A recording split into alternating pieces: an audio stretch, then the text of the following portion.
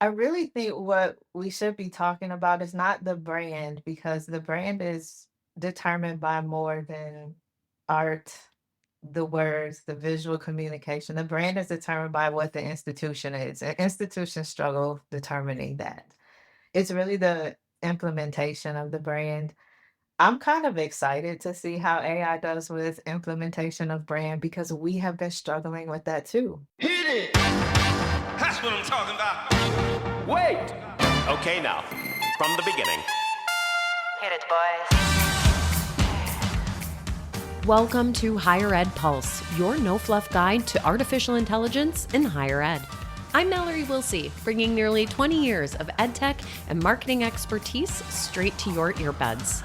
Higher ed leaders are expected to master AI overnight, but let's be real, no one has time to sift through every headline, hot take, or research report.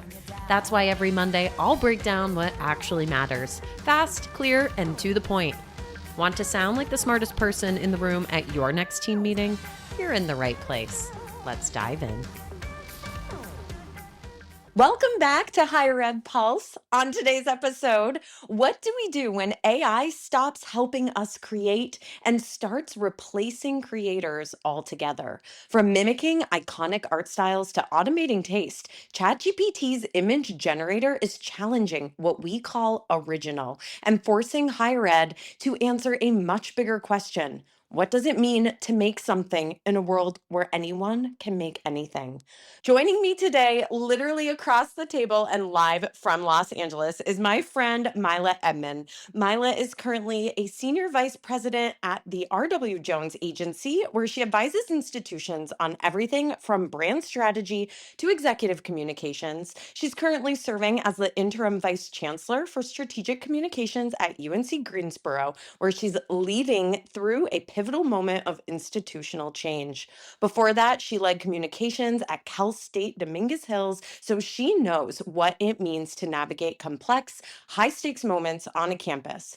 Myla and I, fun fact, have presented together in an award winning panel about women in leadership, and we will be reprising that panel with some friends as a keynote at the Case Marketing and Branding Conference this summer.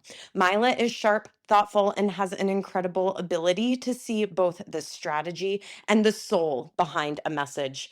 I truly couldn't think of a better person to unpack today's conversation with. So, Myla, welcome to the Pulse, first of all. But before we dive into AI trying to fake the magic, what's one creative project you've worked on recently that actually felt meaningful, like the kind of thing AI could never quite replicate? Thank you, friend, for that glorious and kind introduction and energetic introduction. I appreciate that. So I've been looking forward to our conversation. And when I think about a project that I worked on, it really was more of a conversation of something that's been ongoing for another colleague of mine. She had asked a question about brand and branding, and she had been working on some things she wanted to accomplish as it pertains to making sure that people in the student community knew about their division. And so, what I appreciated about the conversation is while she could have put into AI, can you give me an answer to this question? It did not take into consideration or wouldn't have the nuances. And when we had the discussion, she actually followed up with more questions, which AI is capable of doing, but I could hear what she wasn't asking. And that's where I think AI is a little bit deficient in that if you put in the right prompt, it's going to give you the right answer. But if there are things you're not coming up with and not talking about, it is not going to be able to pick up on those unsaid pieces of projects, strategies, tactics that you may not even know you need to get some insight on. Well, I feel like that perfectly leads us into today's conversation. So, friends, we're going to lay the foundation for this chat. ChatGPT's new image generator has been making headlines for its ability to instantly create images in incredibly specific styles, like Studio Ghibli. Just drop in your selfie or your meme and boom, it's giblified. But here's the problem. The artists whose styles are being replicated never gave ChatGPT permission. So in the case of Ghibli's founder, Hayao Miyazaki, he's been vocal about his opposition to AI generated art, actually calling it an insult to life itself.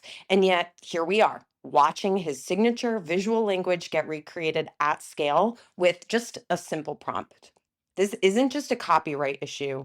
I think it's a creative identity crisis. And these tools are wildly accessible, right? Endlessly powerful and very indifferent to authorship or consent. So it begs the question, what does it mean when an algorithm can imitate a career's worth of an artistry in just seconds? Who owns style?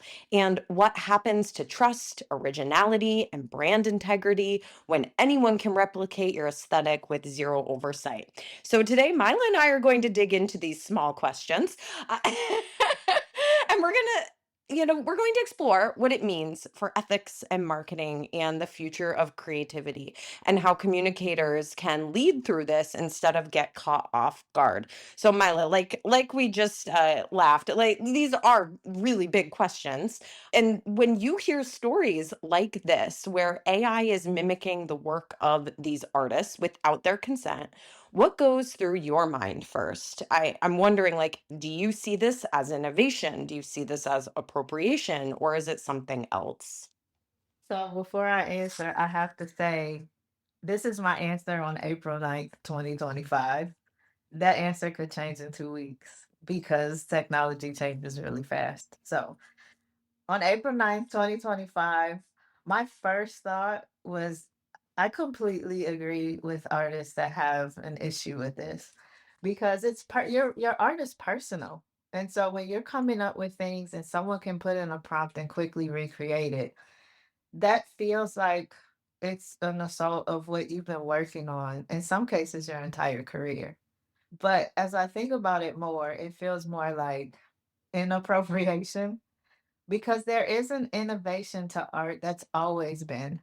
You know, every artist, singer, writer, movie creator has been influenced by the work of someone before them. And so I don't think that people who are inspired by other people are appropriating their work as much as they're honored by the work that they see, they're impressed by it, and they use that to inform the work that they do. So I think there's a part of this that isn't just cut and dry to say, if you look at my art and you want to imitate it using AI, that's an insult to what I've been doing. Some people are being inspired by this. The question comes down to, is our question because there's a lack of a person here that's saying, I've been inspired by your art and now I want to use that to move and advance my art? Or is it a matter of credit?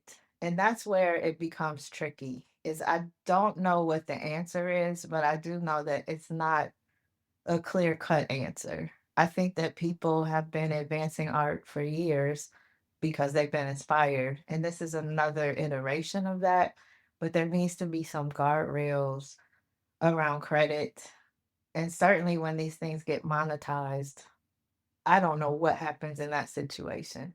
But there have been artists that I've been inspired by as a writer.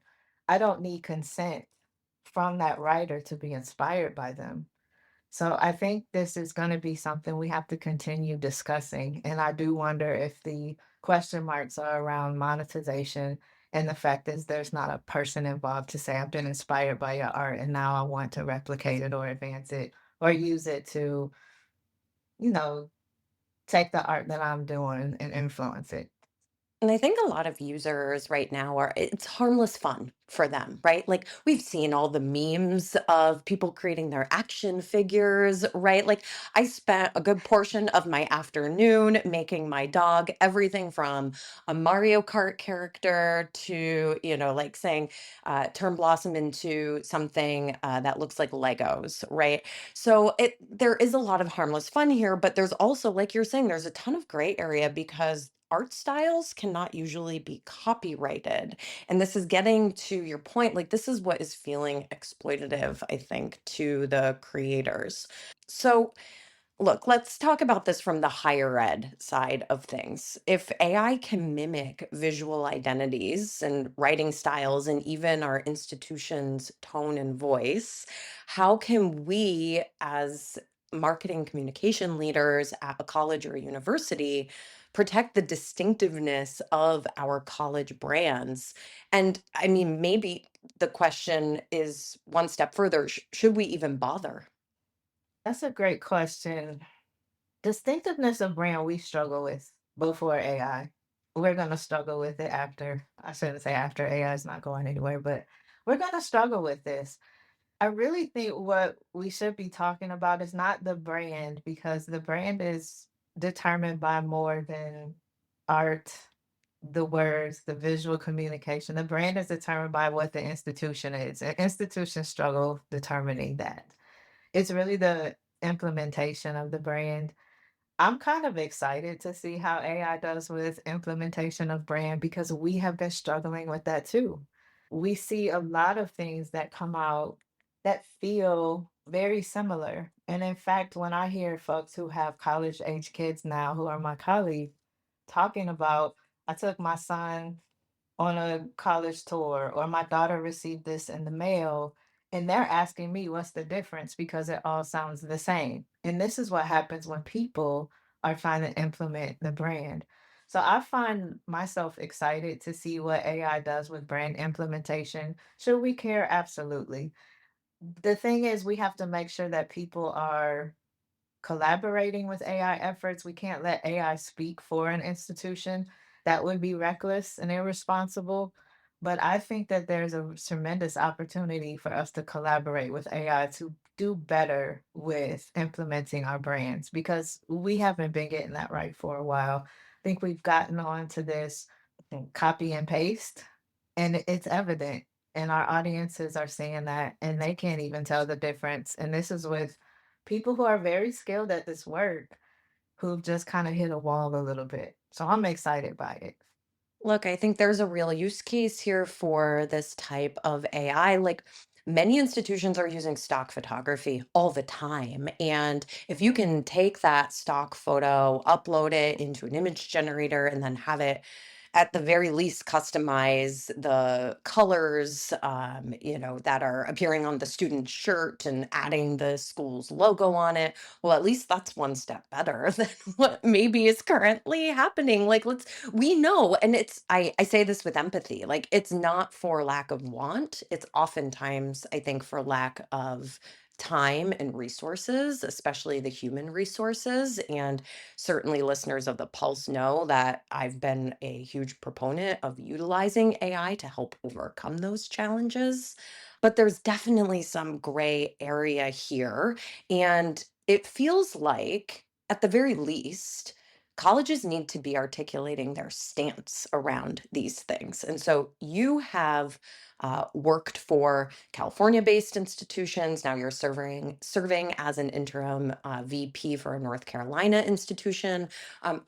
What's the word on the streets? Like, are these institutions actually talking about this right now and feeling some urgency around articulating a stance around this AI generated content? So I'll admit, using AI for photography gives me a lot more pause than using AI to help articulate the brand. And that could just be because I am such a fan of art and, having a campus photographer go around, and capture the mood and excitement. I love that. And so I can see why that gives people pause, but to your point, there are many campuses that don't have a photographer. And so what happens to those institutions? They have to get creative. And so I do think that this is a way to collaborate with AI. To your point about what institutions are saying, most of the time, as in a lot of cases, when something happens, they start thinking about this from the academic side. And so initially, people's reactions were students are going to cheat, and how do we get in front of this and have some conversation? And really, it was about how we prevent. How do we prevent students from using AI? How do we prevent students from cheating?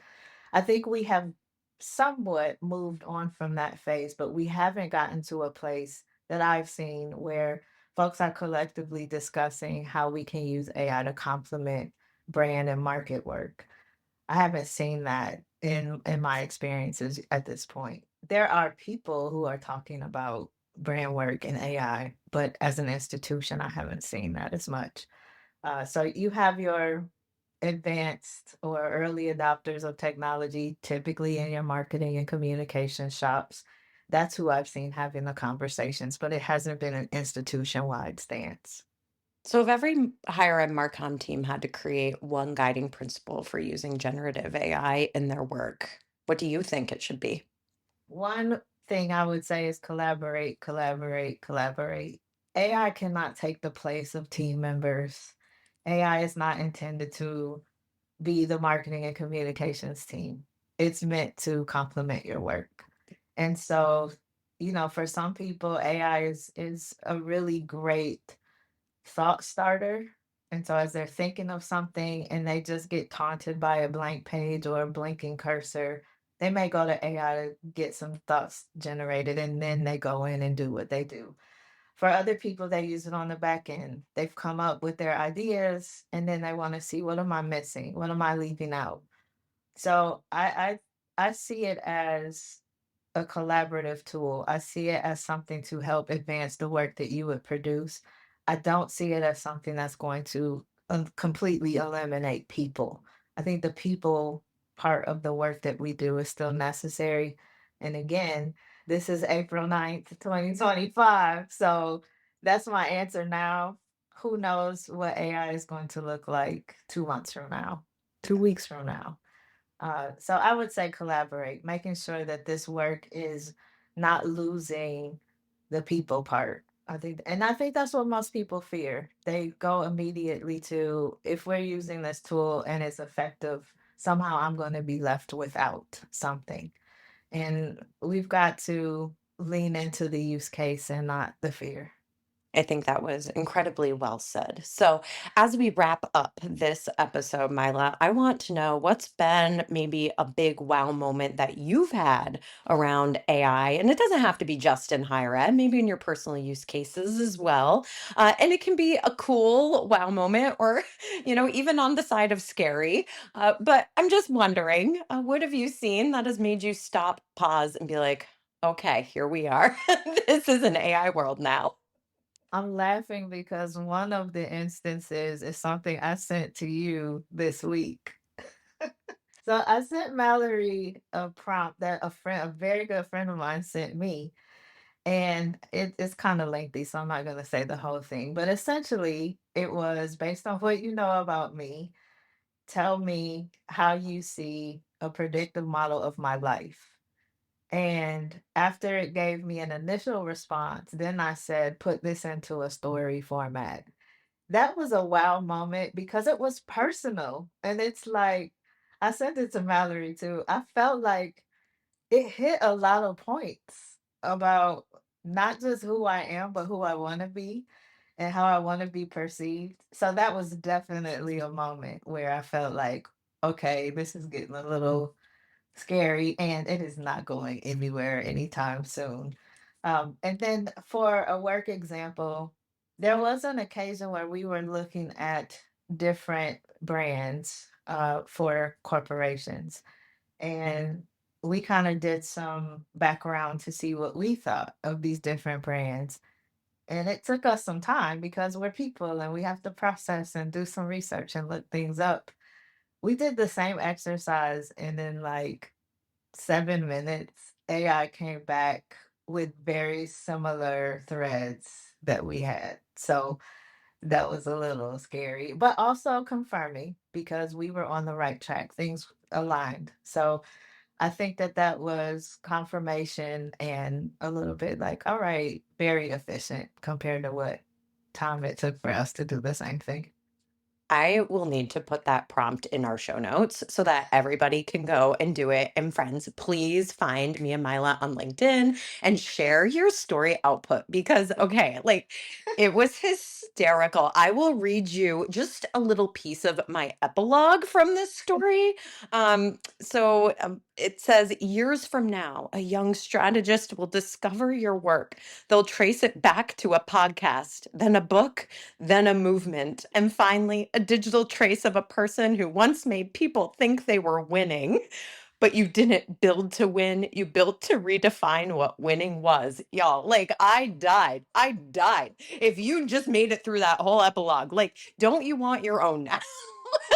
So please. All right, we all need to run to the show notes, copy paste that prompt, load it into ChatGPT. It was definitely a wow moment for me. Myla, these episodes just go by way too fast. I so appreciate you taking some time out of your day, literally driving up to Marina Del Rey to record this episode with me today. Such a treat to sit across the seat from you. Any parting thoughts for our listeners before we wrap this one up? Well, I'm always going to, any opportunity I get to see you, I'm going to take. So thank you for offering this. Parting words, what I would say is let's learn to embrace and collaborate with AI as opposed to seeing it as something to be feared or to be in competition with. Because I do think it is a useful tool and it is not going anywhere anytime soon. And on that note, folks, I definitely recommend that if you're looking for a little more information about ChatGPT's image generator, you take a stroll over to Generation AI and listen to Artis and JC. Their episode just this past week covered the image generator, and they gave out a ton of incredible use cases for higher ed marketers. I highly recommend the listen. It's a great episode. And you know, we love our Enrollify podcast here. So, friends, thank you for listening to this one, and we'll catch you next time. Bye bye.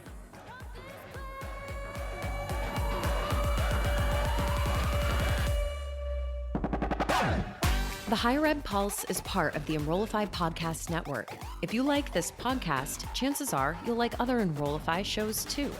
Our podcast network is growing by the month, and we've got a plethora of marketing, enrollment, and higher ed technology shows that are jam-packed with stories, ideas, and frameworks, all designed to empower you to be a better higher ed professional.